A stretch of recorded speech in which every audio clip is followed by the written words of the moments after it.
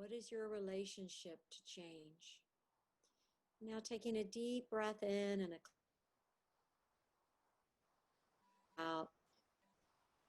Allow yourself full just as it is.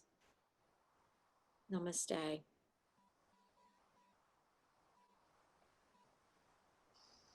And so I am really curious, around relationship to change. The title of this community talk, that's a 2-session talk, is Deliberate Transition. And transition is the process of change. It's actually defined as the process of change.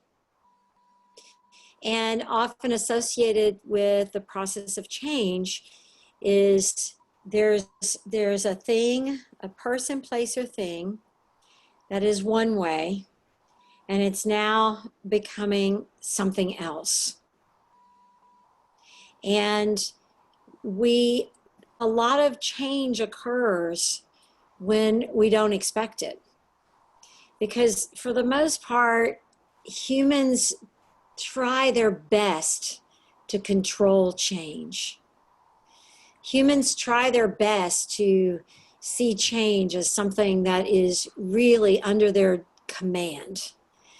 But it's simply not in a sustainable way, the way it works. There are a lot of people that actually do live trying to control everything, people, places, and things, doing what they can to get into the front of everything, whenever they feel like things are changing. But another way that people can often approach change is to also pretend like it's not really happening. Like in their mind, there's no change really happening, and it's going to stay the same. And that's denial, and no matter what, there has to be a response. Another way that people often respond to change has been referred to as destination addiction. Once this transition is done, then Well, you just ask any school teacher what it's like transitioning kids from one experience to another. If they're in reading class and they now are about to transition to go to lunch, whoa, that's a tough one. The greatest, the most effective teachers have an incredible ability to stay very calm and present, and they're really strong at being able to direct transition. I'm not talking about control transition, but understanding that transition is really what defines the next moment. And if we ignore transition or change, and we say things like, well, once I'm out of limbo, or once I get these kids from here to there, once this COVID thing is over and things are, fill in the blank. The thing is that once whatever it is, destination addiction, once whatever changes happen, it's going to have the flavor or the influence of how we as a society or your family or as an individual, of how we approach transition. If we don't get really deliberate within the place of transition, it's almost like we live the same day over and over again. You may know some people, nobody that's listening here, of course, that think if I just change this job, then everything's going to be great. If I get a new spouse, if I get rid of this one, if I move, if I were younger, if I were older, if I were done with college, if I had already started, if I were, you know what I mean, guys, you can fill in the blank. If this were like that, then it would be. And that's the opposite of deliberate transition. It's living in a delusional world where the past, our assumptions, begin shaping the future. Because the place within the space of what this past moment and the next moment, it's connected by that moment in between called transition. And why on earth we ever got the notion that we'll have transition, it doesn't matter. You know, in more indigenous cultures and in ancient times, there was a ritual for everything, for every transition, from, you know, the birth of a child to a young woman or a young man transitioning from girlhood to womanhood, from boyhood to manhood. I mean, a ceremony for everything. The only main things we really have ceremonies for, really, are weddings and funerals. I mean, those are some really intense, ritualistic, ceremonial processes, and they're extremely important. But they're not the only thing. You know, it's creating a sense of reverence in the place of transition. In more ancient times, we had a real reverence for transition, a real reverence around that space between that happens as I'm traveling from one place to the other. And it's almost as though we really want to just ditch it. We just kind of want to get from here to there. But it's like, what happens when we live this way? Right? If I'm really excited because I'm going on vacation, right? What happens when I'm really thrilled? I'm on vacation and all of a sudden I'm like, well, when are we going to get to that excursion we were going to do? When are we going to make it to the pyramids? When are we going to get to the cave? When are we going to, you know, it's like filling in the blank. The opposite of deliberate transition and what's occurring, it's like that line, I think it was John Lennon, says that life is what's happening to you when you're busy planning other things. It's like when the things happen to us that seem to be the most challenging or even tragic, unexpected. You know, we're living in a deep transition right now. And it's when these things, when we're in the midst of these things, that the veil is the most thin between what was and the potential of what's available to me and the possible transcendence of history, of assumptions, of patterns that aren't working. But it requires a real deliberateness. I would be really curious. I would love to hear from you guys around that question, around your association to change or to transition. And more around the spaces where you're challenged with it.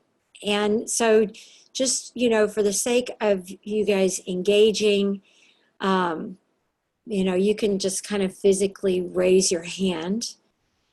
And then just so you know, to unmute yourself, just press your space bar and it will unmute you. You hold it while you're speaking and then you let it go. And then it will mute you again right away. Okay, Sherry? So this actually, I was going to text you. I said this to a friend today. Are you unmuted? I think so. Yes. Let me make sure my volume's where I can hear you, because, okay, just one second, Sherry.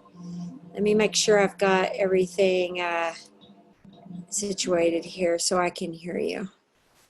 It's very important to hear you guys. Can you hear me now? Okay, yes, ma'am. There you go. You sound great. Yay! Okay, I hear your voice. I said this to a friend today. We were talking about anxiety, and I said, I hate leaving the house until I get where I'm going. That's a whole lot about hating the transition to me. From what you just said, that just fed right into it to me. So I want to make sure I heard you, that I got it. So I hate leaving the house. until I get where I'm going. Hmm. Yeah, that's like the quintessential.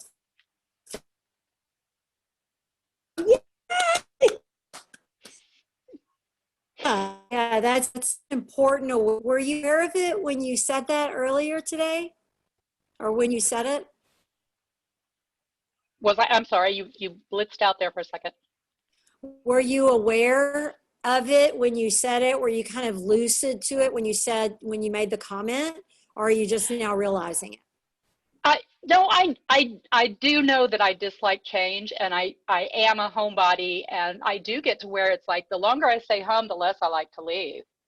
But no, I'm not a fan of change. I tend to want to hang on to what I already have. But I just thought it was hilarious that I had articulated that, and then you bring this up. Yeah, you just set yourself up perfectly for this I teaching. did. I Congratulations. did. Yeah, thank you. David Thank you. Rupa? I'm having some trouble with the audio. Do you hear me? I can hear you. I don't know if it's on my end, but you, Padma, are cutting in and out, and your mouth is not with the sound. Okay. I was actually on a class a little bit earlier, right before this, and they were also having some problems. I think there might be a lot of people using the bandwidth tonight is really the only thing I can imagine, because we actually had a similar issue earlier. Is it still happening? Uh, Actually, I hear Sherry very well and Sue very well. Problem, it's you that we're not hearing very well. Okay. That was what I was saying. Let me double check my audio settings on Zoom. You know what I may be able to do here to help it? Hold on a sec. It really pays to mess with Zoom a lot, because how is that? Is that any better? Does that sound any better? I think so. Okay, and I'll tell you what, well, You're still not, the voice is still not tracking with your mouth. okay, if I put my earbuds on, then the people that are live, they're not going to be able to hear you guys, but I think they'll still be able to hear me though. Namaste, guys. All of you on Facebook Live, let me know you're there. You can say something. So I'll try and make sure that I repeat what they say here when I hear them. How is that? Is that an improvement? You sound louder, but the audio doesn't match the voice still. Oh, okay. I think that's just going to be an issue we're going to have. That was the same issue we were having earlier. My teacher was talking and the voice was separate, and every now and then he was still talking and he was like this. His voice was still going. That's how you've been tonight. Yeah, that's what we were dealing with. So, David Rupa, are you going to share?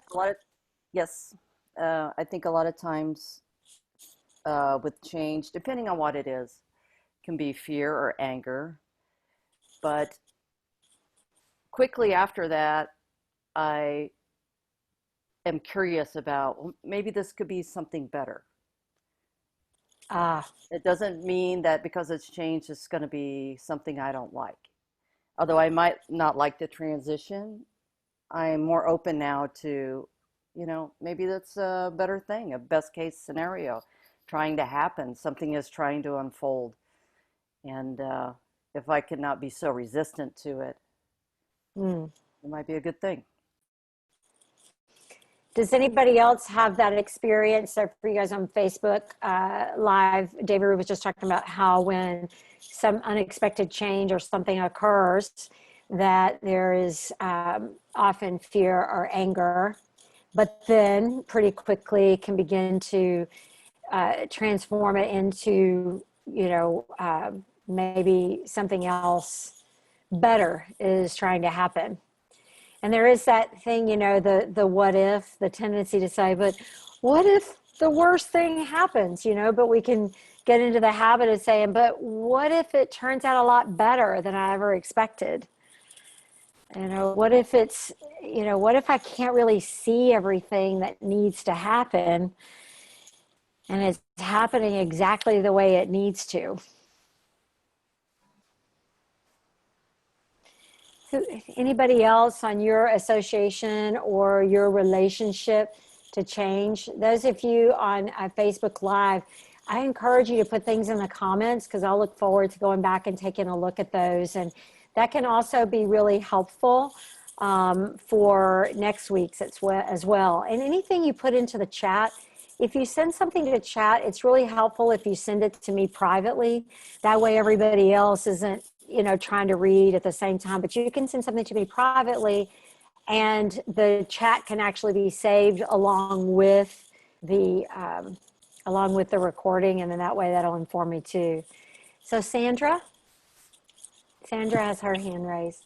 Yeah, when we were in the meditation portion and you asked that, the first thing was, how have I contributed to making this change happen? And then the second thing that came right after that is, what if something bigger is trying to happen? And that's exactly how I went into this weird COVID thing. Is I got very sad and in a downward spiral about my contribution to the collective and how have I contributed to this divisiveness and this polarization and this anger and all that stuff.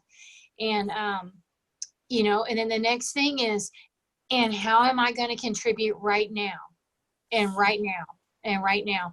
And so I have seen like that's huge progress, right? That I would have that. I was in that meditation with you and I said, how have I contributed?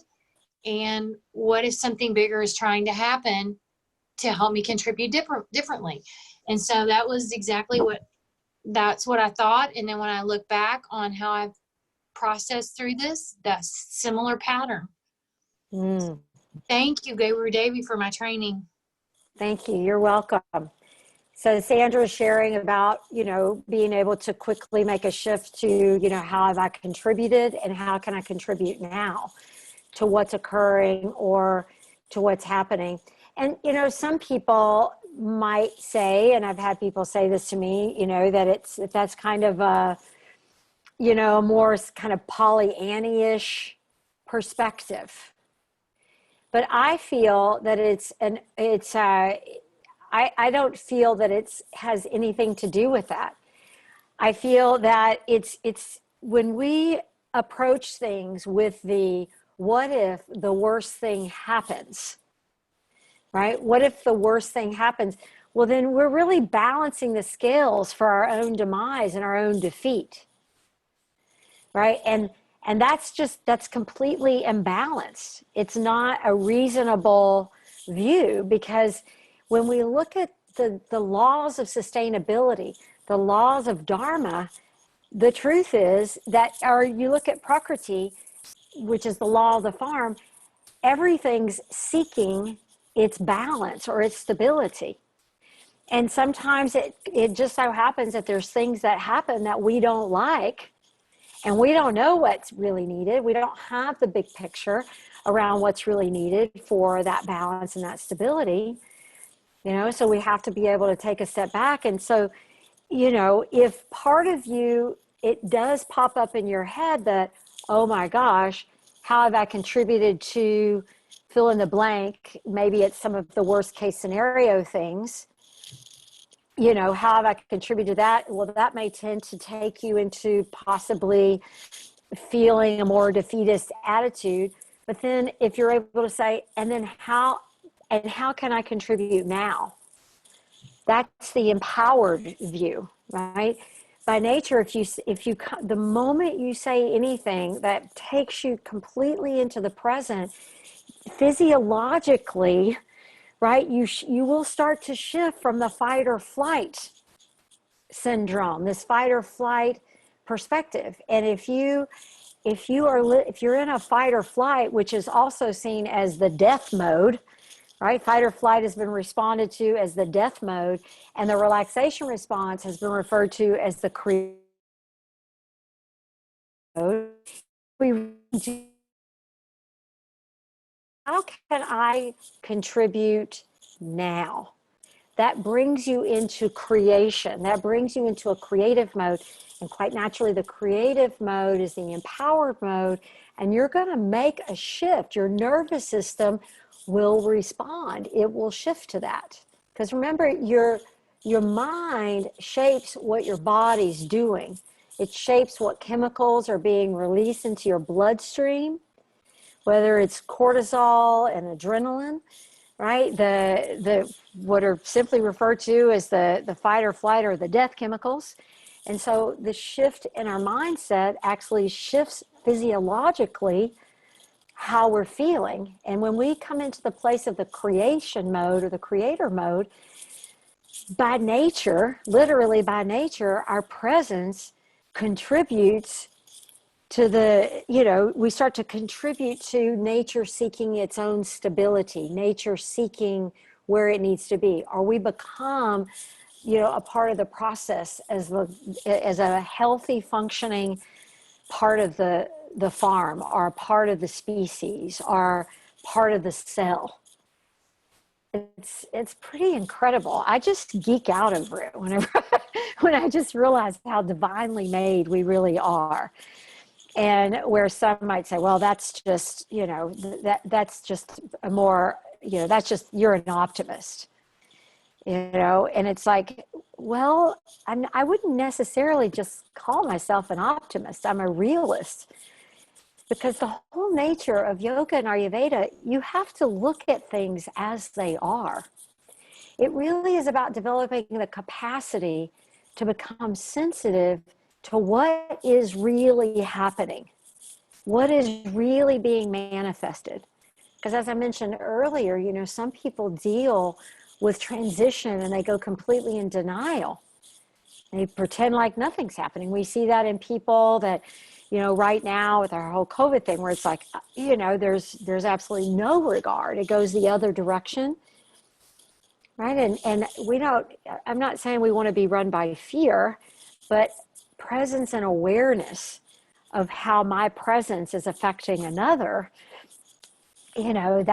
we've got to really begin to take a look at what is actually manifested, what's really occurring, how am I contributing to that now, or how have I contributed, and how can I contribute to that now? It's a pretty awesome thing, I think.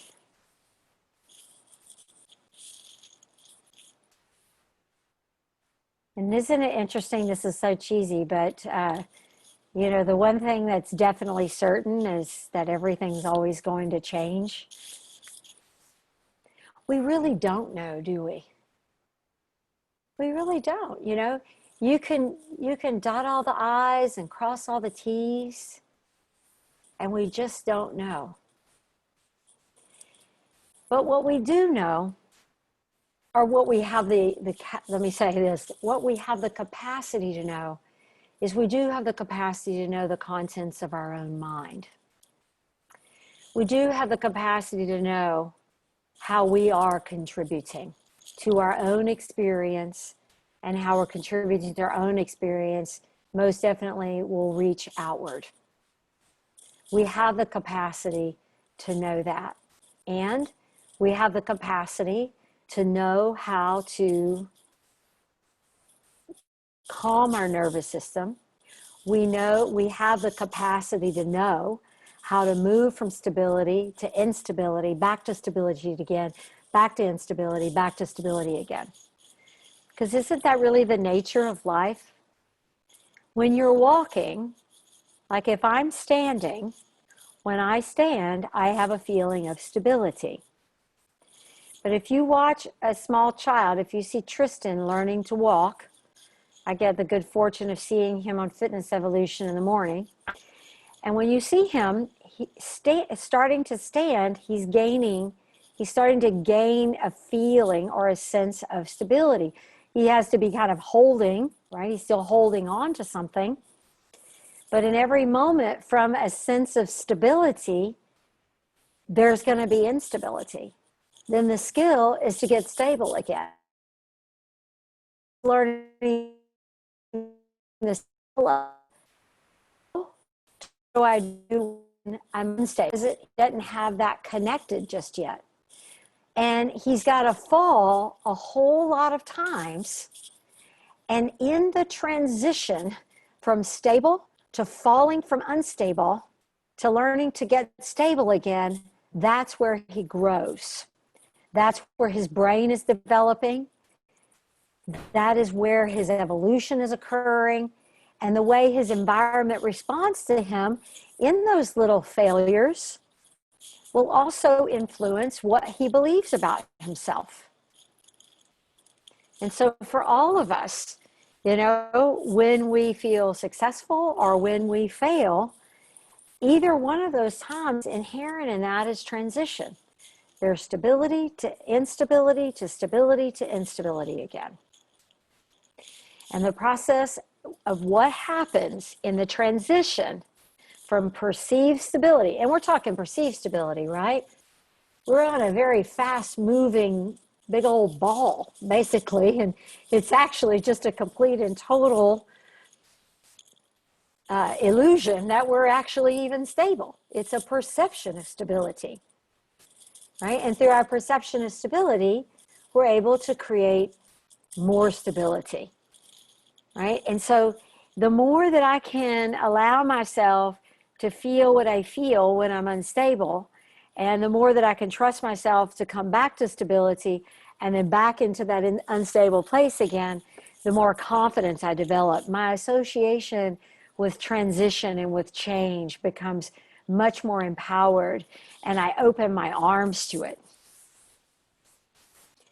Any other comments on relationships to change, association or relationship to change? You can raise your hand. Becky? I like to pretend that I'm in control of things, and then when there are big transitions, I try to think through them and figure out exactly how I can control them again, and that causes a little bit of challenge. So Becky's sharing about her relationship to change, right? Being about like trying to control, then when it changes, trying to control how it's going to change again. So I've shared with Becky before that type of process. It makes me think of like a tightly wound spring, you know. And a tightly wound spring, there's this feeling that it's all okay, but then all of a sudden it just can unwind. But I'm going to try and hold it, and the enormous amount of prana, right, that gets spent with that. And particularly, I'm sure with you, Becky, your relationship to that has become even more important, having two little bundles around, because they really show you that you're not in control at all. You know, it's like you think you're going to control change. Oh no, it's not going to happen. All right, it's not going to happen. Does anybody else have that same kind of challenge? We have a joke in our family. There's your plan and there's the baby's plan. So that very real truth can be, there's your plan, and then there's like Prakriti's plan, like the bigger picture of Prakriti, right? The bigger picture of nature. Thank you, Becky. Miss Sue?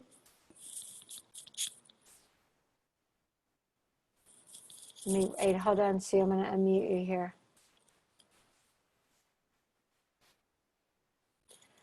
My unmuting capabilities are not kicking in. There we go.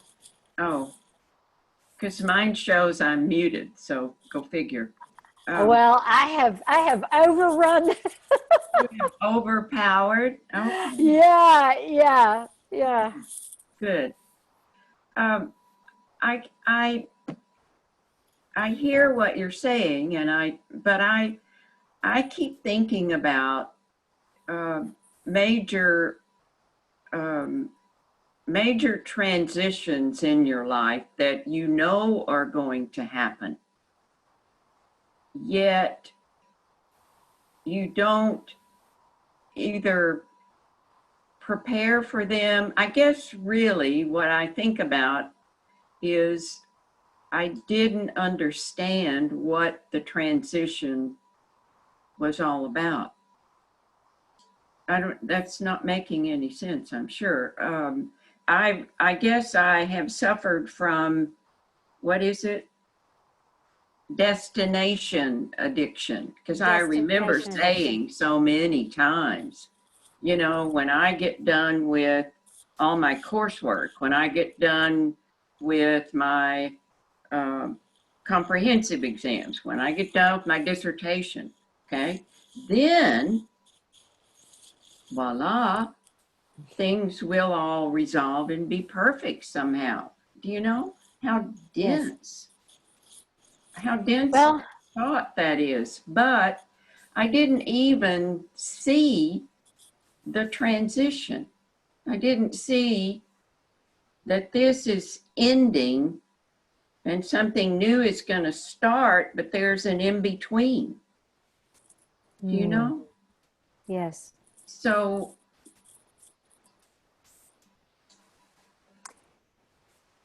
this transition we're living in now,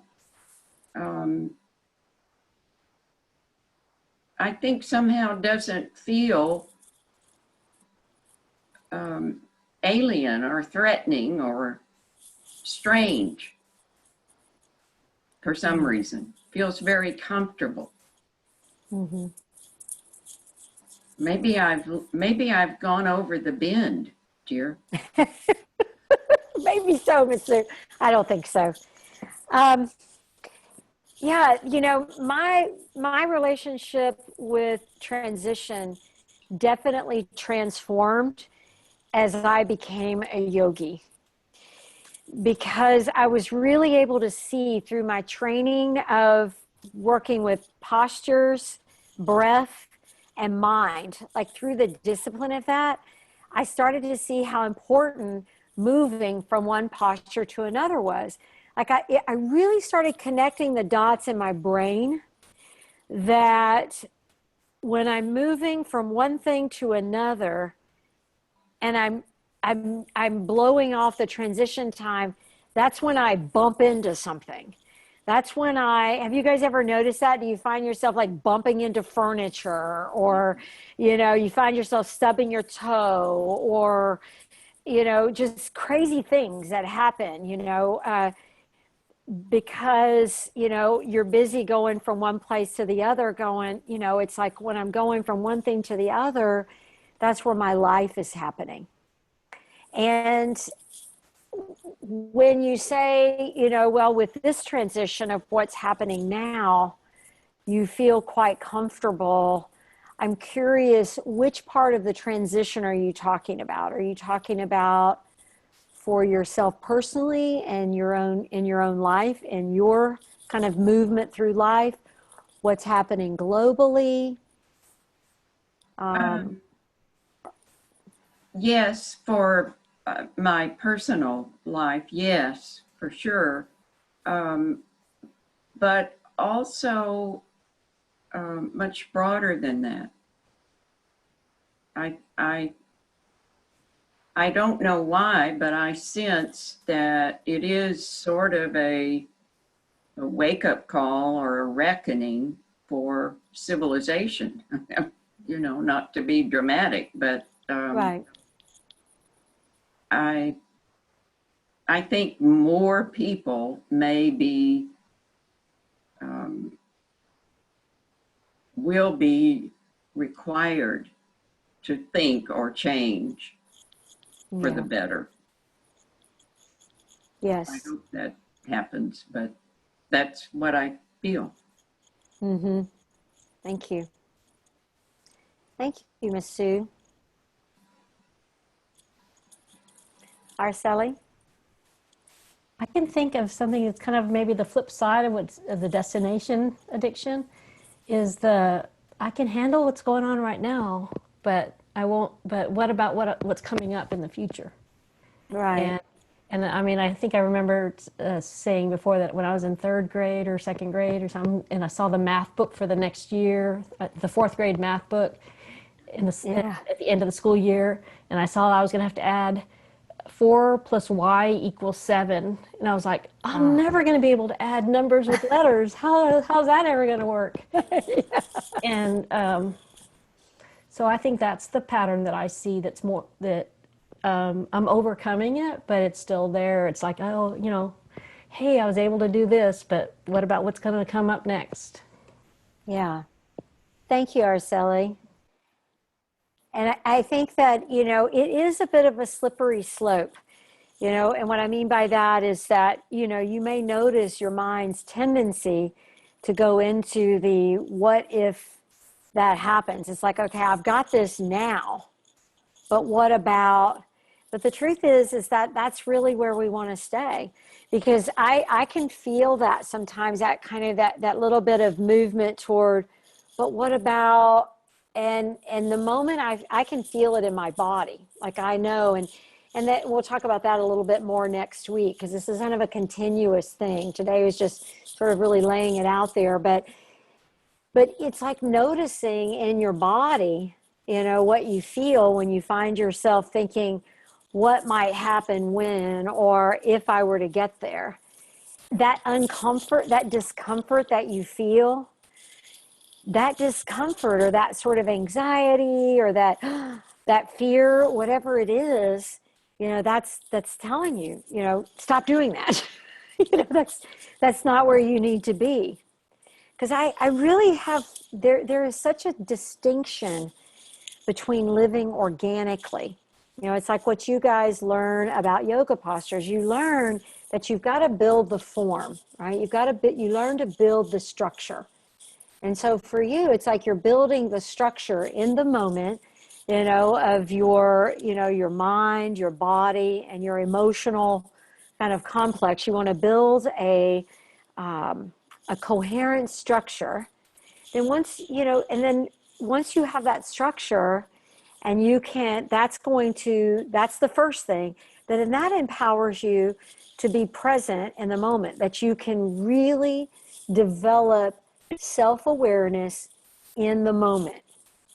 And what self-awareness is, it's like, okay, I can look at this bottle and go, yes, I'm aware there's a bottle there. But that's not self-awareness. That's not real awareness. What I'm talking about with awareness, I have the ability, it's a lucidity, right? It's being lucid. I have the ability to see, to feel and sense my mind, body, emotional complex here and now. And I have the ability to observe my actions. I can really, it's really like objectifying your actions. Even the ability to have a thought and see that thought. Does this make sense? I need big dramatics yeses or okay. But because that's where we have, our thought, and then we've got this space, It's like there's this space that's there when actually I pick up this bottle, and yes, I see bottle, but I'm also aware of picking up bottle, that there's this human called Padma that's picking up bottle, and that's where, whenever I can see that, I'm reaching, so I can see the reach, and then I lift, And so what happens is in form, when we develop this capacity to really be present, and the way that happens is through form, body, thinking, emotional complex, we get that into a coherency, that empowers us to be able to be present so we can learn to express organically. So an organic expression is I'm fully present in the moment, and it's void of trying to control the future or sort of dragging in assumptions from life from the past. But I'm really able to express so organically, authentically, and with a vulnerability, right, in the moment. And that's where we can really learn to live in joy, even in the face of our own change, you know, into a of to be what they are. Because that presence, I mean, it's really, it's looking at things as they really, really are without judgment. You know, being able to say there's the, you know, and being able to shift from judgment or evaluation to simply, you know, if we want to describe what's happening in our world, you know, COVID, you know, group belief in a COVID thing that's happening, people, you know, staying home, some people still going into work, stores don't, you know, it's like really this sort of very neutral perspective of what is really happening and going, okay, now how do I choose to respond?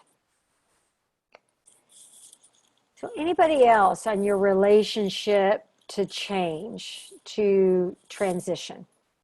One way you can look at it is look at how you are when you're on your mat. Those of you that practice asana, how do you move from one posture to the other? You know, do you really pause and follow your breath? Do you just relish moving from arms? Like, are you, like if you hear inhale, sweep your arm up, do you just relish that inhale and your arm moving up, feeling and totally present to the arm moving up? Or are you, oh, arm up, fold forward, right? You can really take a look at that and it informs you. Your mat is like the microcosm of the macrocosm. And it really can inform you quite a bit, you know, around how you respond. So I want to encourage you that between now and next week, like look at how that happens. Like when you're in your asana practice or when you're practicing a posture, how do you move from one to the other? Then the next practice I want to encourage you guys, and I want you to see this all as an experiment. And the next practice I'd like to see you do is real simple things. Like when you're getting up from your chair, you know, to get up and say you're going to the kitchen, or you're getting up from your chair to walk outside. You know, are you able to really pay attention to what's happening? It's like, as I sit in this chair, I feel a sense of stability, right? But if I go to stand up, right about now, I'm not stable, right? If I'm getting up, how do I handle that transition from sitting in the chair stable to standing up and becoming stable? That's what I want you guys to really ponder about what change and transition is that in that space, there's a shift from something being more stable, unstable, back to stable, right? So if I'm here and if I go to move from this chair, I can tell you right now, if I move from here and I take a breath in, I shift my awareness to the bottom of my feet and I exhale and I push up, I'm able to effortlessly lift up without going,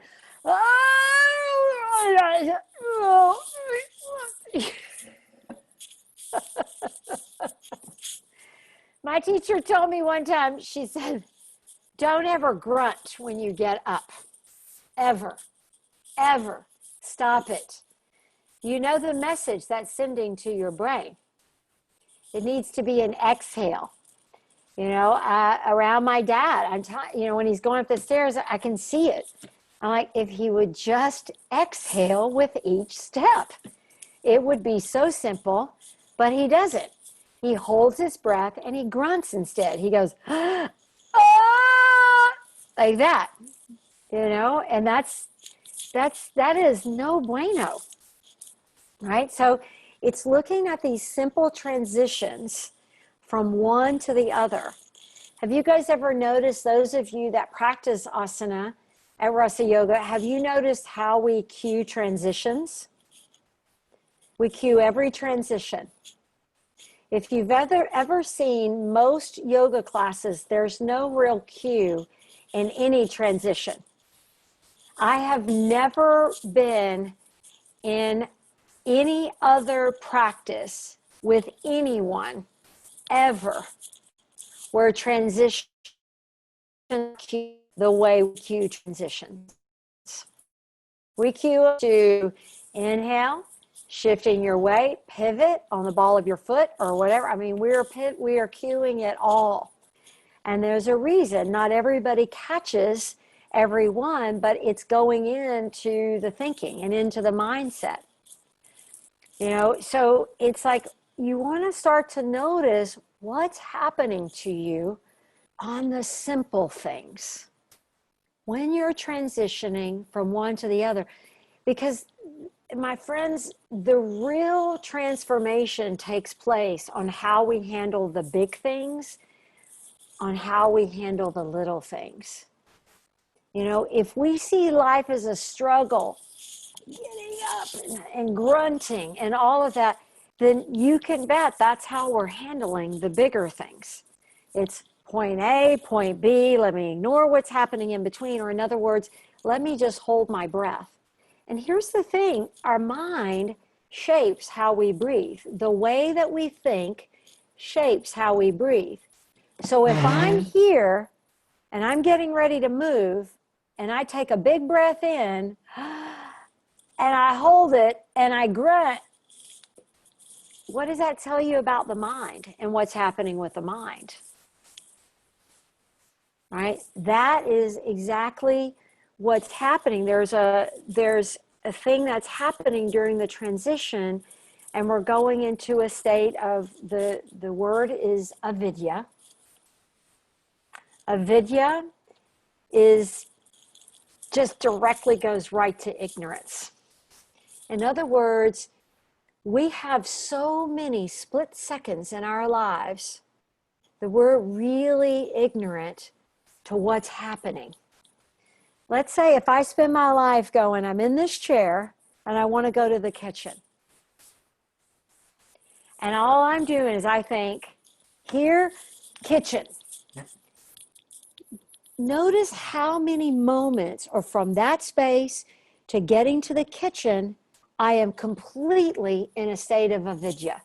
Vidya is knowledge, but we're talking like just a knowing of what's needed, intelligence. And you put the in front of it and it means void of that. Void of the knowledge, void of knowing what it is I need to do. And so you can start now. And here's the great thing about it all. I mean, we are so regenerative, and it doesn't matter what age. We're so incredibly regenerative. You can literally turn things around. The way your cells regenerate, you can really begin to shift that by starting to shift to the simple transitions in life and how you are approaching them. So, Miss Sue, what I say to you is get uncomfortable. And what I mean by uncomfortable is I can tell you right now, and you know I say this with love, all the love in the world, because I know you'll remember this. I want you to really make a practice while you're there of paying attention to all of the smaller transitions. Let me give you an example. When you're practicing tree pose, you know I'm going there. When you're practicing tree pose, okay? So when I stand up and you're going to tree pose, right? When I go from standing and it's time for that one foot to come up, I don't want to completely negate the trip from here to 1 foot up. If I'm negating that trip by going, uh-oh, I'm about to do this balance. What's wrong with me? Why can't I do it? What's going on? Then what's happening is I'm stable. I'm completely ignoring any possibility of becoming stable with 1 foot. And the thing is that, you know, not only you, Miss Sue, but there's plenty of people on here that had that same, I don't know how many doctorates we probably have online here, and masters, and people that went through those stages of having to write their thesis, and when I'm done with this, then life will be great.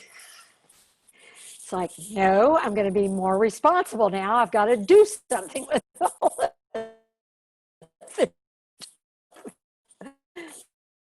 Every has the, you know, we these grooves. We've got these samskaras, and we fall into that groove.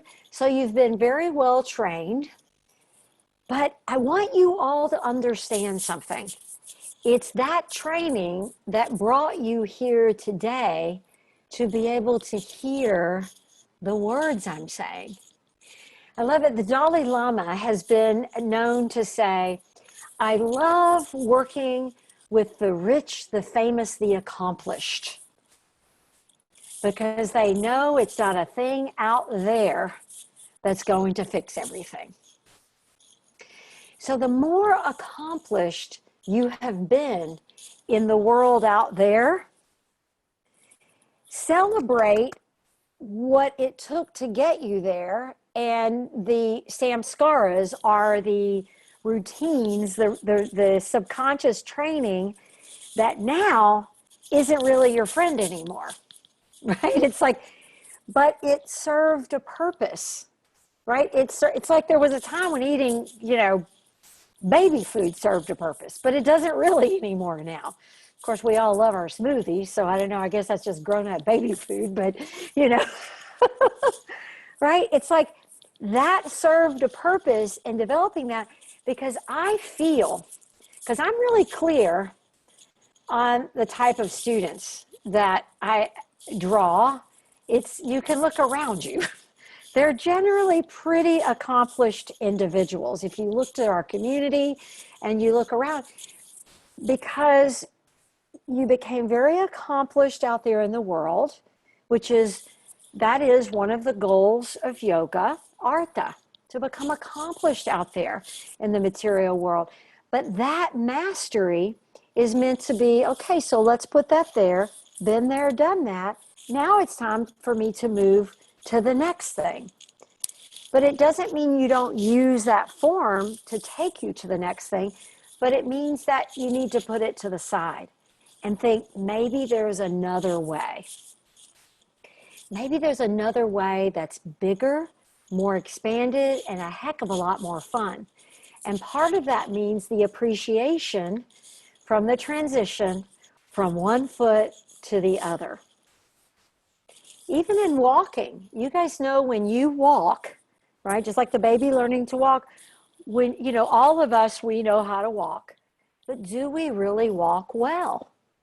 Are we really aware how to transition from one foot to the other foot really well?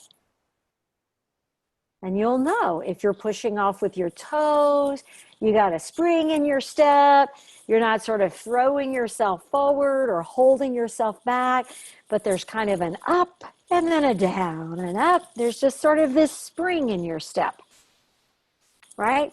Then you know that you're transitioning and your walk well. But my friends, I don't think I have ever met one individual that's come to me working with me in yoga that I went, wow, you really walk well. You know, there's always been kind of something that was needed, some shift in the gait, or using the foot more, or softening the knees more, or keeping the pelvis in a more neutral position. And why I'm going to this? Because the way you do one thing is the way you do everything.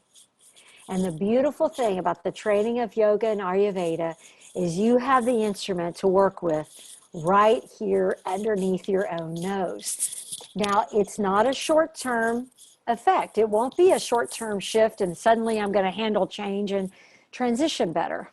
As a matter of fact, it'll kind of stress you out at first. You know, it's like with Miss Sue, for example, she wants to be able to balance in that tree pose, and that's just how she wants it. But that's not how it is right now. So accept it. What does accepting it mean? Well, and I'm not just talking Miss Sue, that acceptance means that you've got to see it for how it really is. Stop the judgment about yourself. Stop predicting the future around, oh, I guess it's always going to be this way. Or what have I done wrong? Where have I gone wrong? What the heck is the mess with, is the problem with me? All those things that we go through, all of those things that we say. And I will be sending you guys a follow-up email. So I definitely make sure that you checked Facebook. Please put a comment there or something so I know you were there, because I will be sending a follow-up email with some notes, just some things there for you to ponder before our next time together. I'll send it to you, but also on our website under the Padma piece, there is also a piece there on deliberate transitions. But I'm going to, in the email, I'll send to you some kind of linear, a little bit more linear ideas in there.